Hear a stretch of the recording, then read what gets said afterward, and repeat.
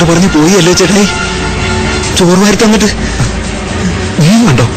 പറ, കൊച്ചു നമ്മൾ ഇട്ടേച്ച് പോകുന്ന സ്വപ്നമുണ്ടോ? ആ കണ്ടു. എന്തോ സംഭവിക്കാൻ പോവാ ജോസഫേ, കൊച്ചിനെന്തോ സംഭവിക്കാൻ പോവാ. അല്ലെങ്കിൽ നമ്മൾ രണ്ടുപേരും ഒരുപോലെ സ്വപ്നം കാണില്ല.